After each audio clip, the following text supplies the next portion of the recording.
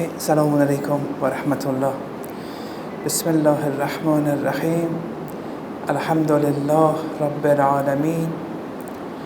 Wa sallallahu ala Muhammad wa alihi at-tahirin. So, we were saying that the term and expression haid has an abstract meaning, and that's when there's a discharge from inside something, and whatever it is, it becomes discharged. It may be the resin in trees, it may be the blood in the womb,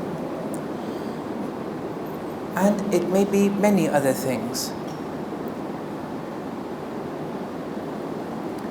The context of the verse, the context will help us choose which of the many applications that a given word has applies or doesn't apply. For example, in this verse, resin of trees won't apply. It has no meaning here. But the other applications, it can be applied. Although I don't want to enter a discussion on usul al-fiqh, Islamic legal theory, but some are opposed to this idea that words are assigned a universal meaning, and then it has one universal meaning but a number of mistar and masadir applications. Some people, some theorists, believe that words such as hayd has been independently assigned different meanings at different times. For example, you say hayd means resin, and then independent from that, hayd has also been coined onto the meaning of blood in the womb. And then you have to wait and see what the context is, and then you can apply. Whereas in this theory, the Urafos theory, coinage, wad in Islamic legal theory,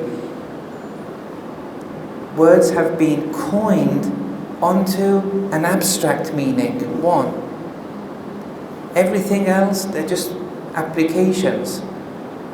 Whereas the second says that no, for each application, this word, hayd, has been assigned to that application independently. Now, although this is a marginal point, but at least if you hear it once, it may be of benefit. That with the Quran, if you choose the second meaning, when you're reading that word, as you're reading it, you have no understanding what that means until you finish the verse, get the context, and then you'll find the meaning. Whereas, according to the Urafos theory, where words are coined onto the universal abstract meaning, even before you finish the verse, when you read that word, a meaning comes to your mind. It's the abstract universal meaning. It's only to ascertain which mistar it is that you have to finish the verse. There's a very subtle difference there. Yes, okay. Now, so here, hayd in the Zahiri sense means the blood of menstruation, but also in the Batini sense, it has a meaning, and that is a spiritual discharge, and this spiritual discharge is discharge of animalistic attributes from the heart. And here now, when you look at this verse in Surah Al-Baqarah, you read it like this, something on these terms. When it says, وَيَسْأَلُونَكَ عَنِ الْمَحِيضِ, this is now the spiritual interpretation of it. They ask you about the spiritual discharge. قُلْ هُوَ أَذَى. Say it's a bother. Spiritual bother. فَأَتَزِلُ النِّسَاء. Keep away from women. Now here, as I say, in the botany sense, what we are discussing applies for men and women. When it says, now keep away from, refrain from women, here nisa, in the science of the batin, and they use this in the interpretation of dreams. Sometimes the woman signifies the nafs, the soul. So here, since it's a botany interpretation, it says keep away from your soul. فَاعْتَزِلُ النِّسَاء فِي الْمَهِيدِ. Keep away from your soul. فِي الْمَهِيدِ. During the time of when the heart is spiritually discharging those animalistic attributes. Keep away from your soul. Don't do things, because everything you do, it's polluted. The soul is animalistic in nature. حَتَّى يَطْهُرْنَ. Until the soul becomes purified, becomes clean. Clean from what? Those animalistic attributes. Because now the soul is predominated by those animalistic attributes. Don't do anything with the soul. Whatever action you do, if you buy a hospital, give charity to the orphanage, at this time it's not going to be good. It may cause you it leads to secondary side effects, ethical side effects. It may lead you to be self-conceited. It may lead you to be boastful. It may lead you to have a superiority complex. فَاعْتَزِلُ النِّسَاء. Refrain from your souls. فِي الْمَهِيدِ. When it's spiritually discharging. Now's not the time to act. حَتَّى يَطْهُرْنَ. Until it becomes clean. It becomes clean from these animalistic attributes. Just wait a period of time. Right now it's too predominated by these whims of the soul. فَإِذَا تَطَهَّرْنَا.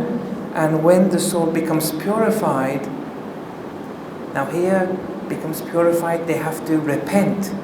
The soul has to repent for having become predominated by animalistic attributes. When it becomes purified, فَإِذَا تَطَهَّرْنَا. Then فَأْتُوهُنَّ مِنْ حَيْثُ أَمَرَكُمُ اللَّهُ. Only then you can occupy the soul with that which Allah has commanded. And Allah loves those who return to Him, keep away from the inner animalistic nature of theirs. And Allah loves the mutatahhirin, those who are pure from that which goes against the Sharia, pure from that which goes against the soul. Okay, so this was the botany understanding of this verse. Now we go back to yesterday's 3 sets of ahadith. So, Lady Fatima alayha salam is called Batul. It doesn't matter. Batul can mean a Zahiri Batul, that she never had menstruation. And if we don't have to deny that, if that happened, we have no problem with that whatsoever. But she's not an uswa for us in her Batuliyah. So if we suffice with that meaning alone, it's going to be a deficient picture of Islam and Lady Fatima alayhi salam. But maybe she never had menstruation, and personally I think she never did. But that doesn't bother me, doesn't concern me rather, and doesn't concern you. So what is this Batuliyah for? Why did Allah give this name of Batul? There's a spiritual Batul too. What does that mean? Batul, see here also, this concept of words or a sign, a universal abstract meaning. Wherever you see Batul, it means because there's a separation between two things. If Lady Fatima was a Batul in the Zahiri sense, because there's a separation between her and menstruating blood. But here, if she's a batul in the spiritual sense, it's because she didn't have hayd in the spiritual sense. There's a separation between her soul, her heart, and the spiritual hayd. Yes, because her heart was always pure. She was batul. Her heart was pure from hayd, in the spiritual sense also. That her heart was never predominated by whims and desires of the soul, was never predominated by animalistic attributes. This now is an uswa for me and you, for male and female. She was a true batul in the batini sense. And that has meaning. Now, some people may say, well, if that's the case, well, maybe the imams, they never had seminal emission, for example, in their sleep. What does that mean? Is that an uswa for us? Do we have to take these things and then whatever happened to them would be an uswa for us? Well, here, first of all, names that are given or attributes that are assigned to the imams, we have to see, did Allah introduce them with those names or not? And in relation to this specific case, they never slept. Their eyes may have been asleep, but their heart was always awake with the imams. We have traditions on this, the ma'sumeen. And seminal emission is a side effect of when the heart is asleep and is oblivious. Now, I can go into many dreams that have happened and the ma'soom has interpreted it, but that will be marginally diverting from the main discussion. Okay. So that was the first set of ahadith. The second was in relation to those who are conceived whilst the mother is menstruating. They would then hate Amir al-Mu'mineen alayhi salam. What does that mean? And also in this set of ahadith there are traditions that read Al-khuluq al-hasan la yunza'u illa min walad haydatin wa walad zinyatin. That the divine attributes of perfection, they are not distanced except from two groups of people. Offspring that have been conceived during menstruation and offspring that have been conceived out of wedlock. Okay? They don't have divine attributes of perfection. The potential is there that they'll be distanced from divine attributes of perfection. In that hadith we mentioned yesterday, it said those who are conceived whilst the mother was menstruating, they will hate Amir al-Mu'mineen. Okay? Now, here, the first point is that, first of all, if we suffice with only the zahiri meaning of this, it's going to be problematic. If we say this is a zahiri meaning alone, i.e. the haze is just a physical menstruation. Although it's not impossible for a woman to be menstruating and for her to conceive. It's a very minority of cases, but it's not impossible. But the context of this hadith is so important. It's about one's allegiance to Amir al-Mu'mineen. It won't, it's not as if it only applies to a minority of, medical exceptions. So we don't have to limit this hadith. Otherwise, even in fiqh, a woman who's menstruating for 3 days, for example, and then for 3 days she's clean, and then for 2 days she menstruates again. 3 and 3 and 2 is 8. It's less than 10 days. So the question is, in those 3 days of cleanliness, is she regarded ha'id or not? Now, Ayatollah Sistani has an ihtiyat fatwa here. But anyway, there are differences of opinion amongst the marja. So it's possible that conception happens in such scenarios also. But anyway, these are very rare in general. So here now we go to the spiritual haid. When the mother and father procreate and conceive whilst they are in haid. What does that mean? Whilst the mother and father, when they conceive, for example, the night that they are active in the action, they conceive that night. But when they were active, both hearts were animalistic in nature. For example, they had animalistic traits. They weren't spiritually refined. They were like animals. And they conceived of their child whilst their hearts were still impure and were discharging these impurities. Nevertheless, they were active, they procreated. That child is going to suffer. The potential is there, and it was the fault of the parents. I'm not saying it's a definite, because there are a multitude of parameters that interplay which finalizes the ultimate fate of the child. But this is a very significant parameter, that if the mother and father's heart were on a par with ha'ed, they were menstruating in the spiritual sense, that child is going to be born with a lot of spiritual baggage.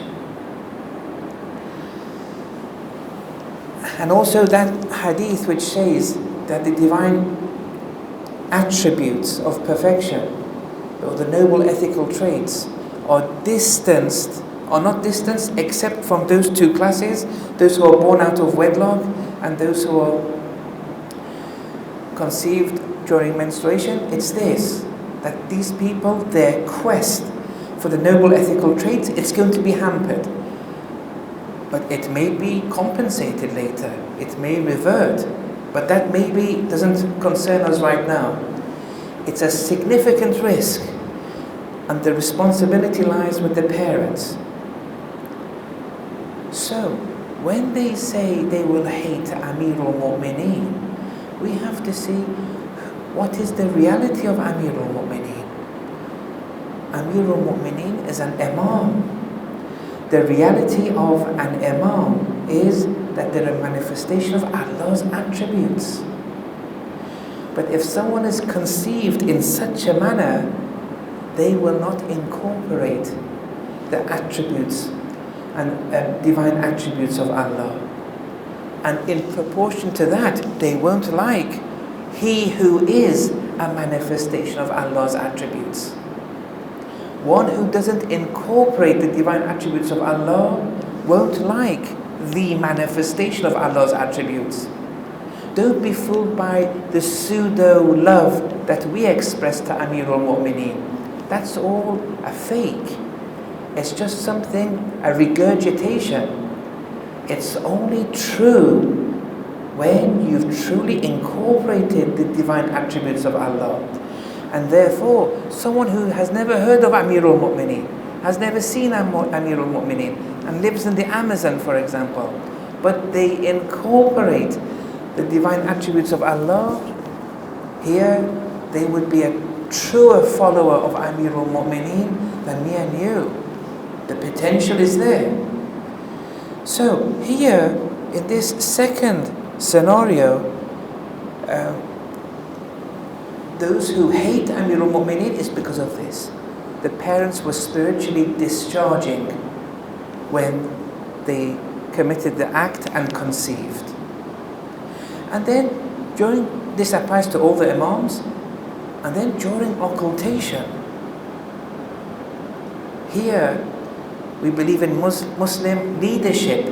Now, it doesn't matter who you believe, everyone has to go through a protocol to see who is the Muslim leader of the times. Ayatollah A, Ayatollah B, that doesn't concern me here. But whoever it is, how do you feel in relation to the Muslim leader? The same applies there too, but to a lesser degree. If you see your child is hating the Muslim leader of the times during occultation, it's because of this, but to a lesser degree compared to the Imams, of course. That was the second. Finally, the third. In the Sharia, it says that when you've just eaten, don't occupy yourself with intercourse. It'll kill you. It'll harm the body. It's a physical harm, no problem. See, we don't reject the physical, superficial, prima facie meaning of the ahadith. We accept it. We just say that we shouldn't suffice with the superficial dimension. We also have to see what the batini meaning is. Because through that we'll grow. Now, what does this mean? Now, you should know now. With this prescription in the hadith, in the Sharia, that says, with a full stomach, don't. With a full stomach, imtila is when the stomach is full. Not half full, full. Why? Because if you've eaten to the degree that you've become full and fully satiated, animalistic attributes are predominating over you. You've just eaten, and you've overeaten in a given meal. The heart is now spiritually discharging animalistic attributes because you ate more like an animal compared to a human being. You became fully satiated. In that state, wait, hatta yathurna. Don't occupy yourself in that state. Wait before you become clean again. Give it some time. Let it digest. Let the animal nature die down a bit. Right now the soul is too predominated by the animal traits that you incorporated within it. Now's not the time. If you do enter the act, the child is going to be born with that risk again. You see, look at how Islam now, what a holistic picture this is. How were we interpreting these kind of ahadith? Look at this, a totally different Tawheedi worldview now, a Batini worldview. This is Islam. This is complete Islam. We were just narrow-minded, only looked at one aspect, the Zahiri aspect, which is okay. But if you suffice with the Zahir, Allah metabotaboyin al-Mizan, you've made a mockery of Allah's signs. You've made a mockery. You're not going to spiritually grow anymore. Now, the question arises, so why did I introduce the hadith of Unwan Basri in all this?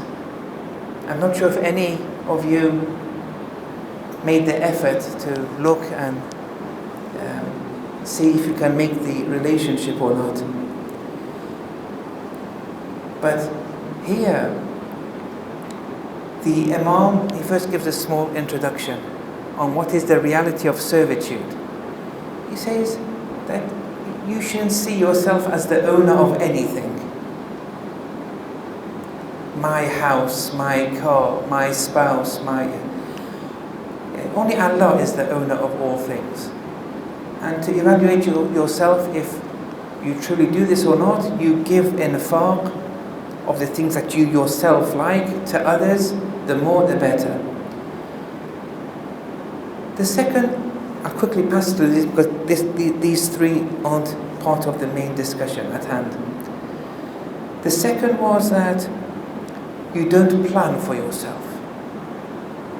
Nothing. Allah is the planner. You don't plan. Now this gets meaning after you go through the third. The third is only that which Allah enjoins, the wajibat and the mustahabat. You do. That which Allah prohibits you, the muharramat and the makruhat, you don't do. And if you do plan, it's under the umbrella of the wajibat or the mustahabat, or it's under the umbrella of not doing the haram things or the things that are makruh. Planning only in that area. Anything else you don't do, you wait until Allah's doors open. You didn't choose, Allah chose that, and then you take it. And if this happens, if you act according to that, the hadith then says that you'll be able to tolerate and bear the burdens, the trials and tribulations of life. Okay, so after that, then the Imam now gives spiritual prescriptions, gives 9 instructions divided into 3 classes of 3 instructions. In the first class, he speaks about disciplining the soul. This discipline is very important. When you say, for example, 4 o'clock, you come 4 o'clock. So, he said, discipline the soul. The 3 instructions given is concerning food. It says, only when you're hungry you eat. Look. And then it even says, if you're already satiated and you eat, it will add to your stupidity. Not only IQ stupidity, but spiritual stupidity also. But then it says, when you eat, and when you're hungry you eat, it divides your eating into 3/3. It's not a very difficult thing, but if you pay attention, you'll understand it quickly. Look. It says 1/3 of the food of the meal, for example, should be for food, solid food. 1/3 for drink. 1/3 for air, you're breathing, meaning keep it empty. You just breathe. So these are 3 phases. But that third has to be kept empty. Why? So you don't become fully satiated. Look. Because if you have 3/3 eating or drinking, then you become animalistic. And therefore you become a spiritual ha'ed, and you can't grow. The heart is discharging animalistic traits. You shouldn't eat those 3 parts fully. 1/3 food, 1/3 of the stomach food, 1/3 drink. Leave it. Don't become fully satiated. Don't become full. Animals become full. You stop. You have to stop somewhere. Don't let the 3/3 reach its completion. Otherwise you'll become a spiritual ha'id. In the same way, the physical, shari'i ha'id is qualified as a ha'id when 3 days of 3 consecutive days of bleeding happens. According to the Sharia, once 3 consecutive days of bleeding arises, they are ha'id.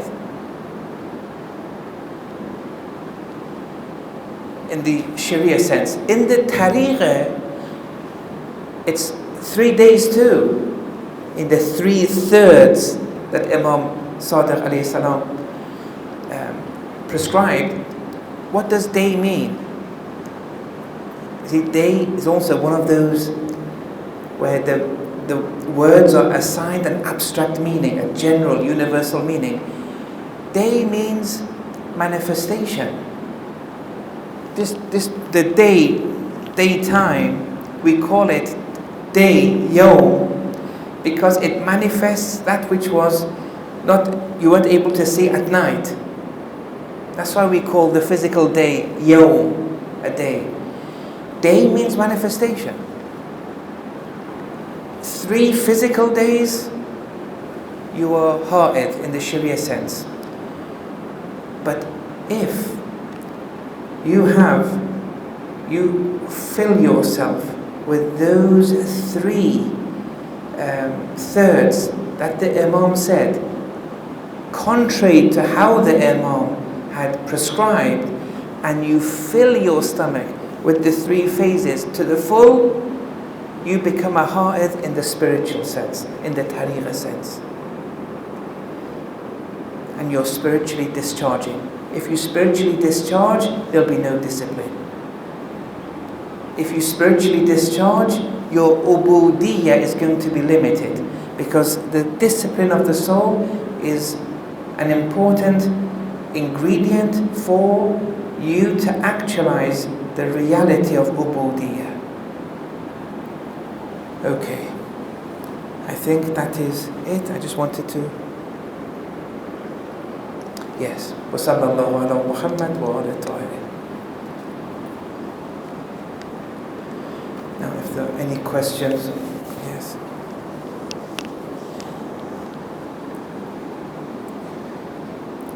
If you've listened